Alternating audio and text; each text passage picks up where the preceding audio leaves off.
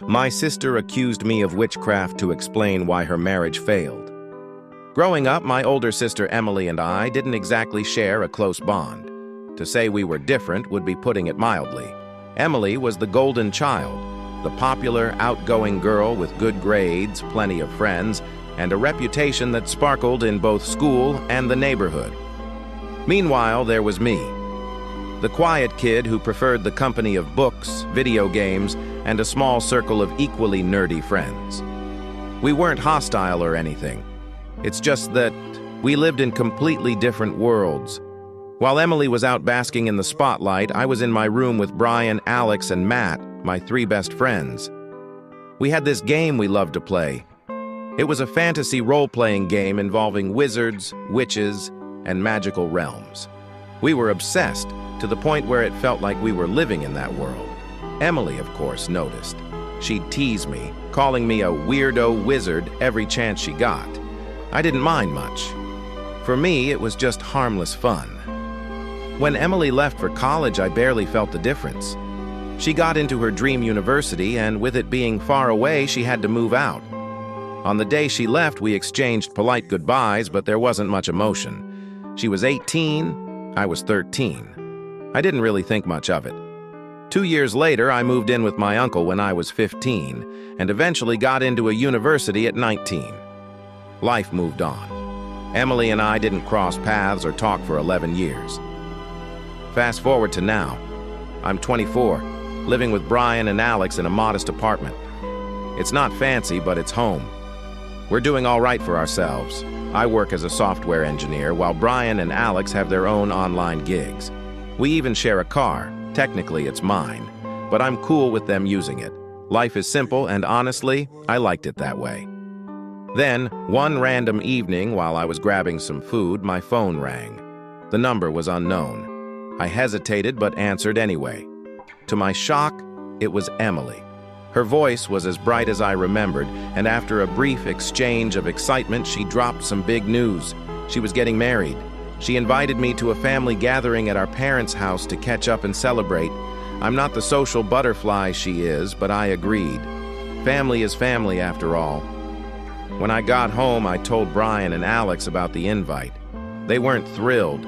Emily had never been kind to them back in the day, always dismissing us as weirdos. But after some convincing, they agreed to come along. I even called Matt, our fourth childhood friend, and he was surprisingly eager. The plan was set. 8 days later, we hit the road. Brian, Alex, and I piled into the car and drove to my parents' house, while Matt, who lived farther away, would meet us there. The drive was filled with a mix of nostalgia and nerves. I hadn't seen Emily or my parents in over a decade. When we arrived, it was like stepping into a time capsule. The house hadn't changed much. My parents were thrilled to see me and greeted Brian and Alex warmly. Emily arrived not long after, and I barely recognized her. She looked different. Older, of course, but something else had changed about her. We exchanged polite greetings, but the warmth felt forced. My friends kept their distance, clearly still holding on to old grudges. Then Matt showed up, and it was like no time had passed. The four of us quickly fell back into our old rhythm. We decided to hang out in the basement where we used to play our wizard game. To our delight, we found the old box of costumes and props. Nostalgia hit us hard, and before we knew it, we were dressed in our capes and waving around wands, reliving those carefree days. That's when Emily walked in. She saw us in our costumes laughing and pretending to cast spells. Her reaction was, well, not great. She called us childish and mocked me, calling me a weird wizard again. Her words stung, but I tried to stay calm. I jokingly pointed my wand at her nose and said, "Happy marriage to be." Alex, ever the joker, added, "You've been cursed by magic." We all laughed, but Emily stormed off. The mood was ruined, so we decided to leave. A month later, I found out Emily's wedding had gone off without a hitch. I didn't attend as expected. She'd told our parents I wasn't welcome. I wasn't surprised, but I still sent a gift out of courtesy.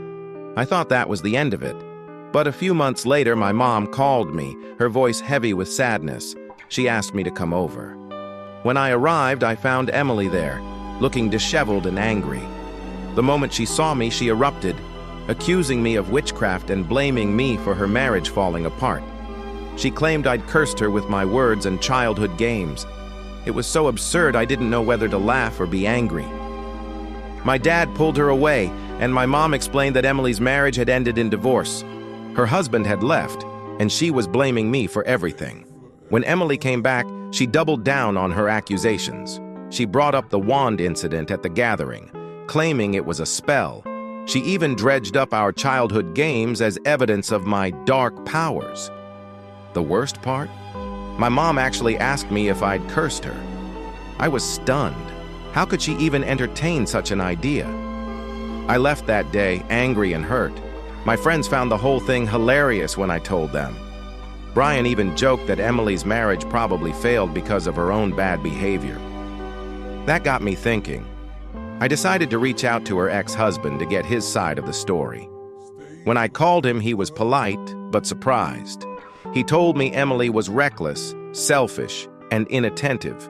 She dropped out of college, partied constantly, and contributed nothing to the marriage. Hearing this was both shocking and validating. Armed with the truth, I went back to my parents' house during a family gathering. I confronted Emily in front of everyone, exposing everything her ex-husband had told me. She tried to deny it, but her reactions only made her look guiltier. For the first time, the family saw through her facade. After that, I cut ties with Emily completely. I changed my number and moved on with my life. But sometimes, late at night, I find myself wondering, how did it come to this? How did a simple game from our childhood turn into an accusation of witchcraft that destroyed what little bond we had? What do you think? Was I too harsh? Or did Emily bring this on herself?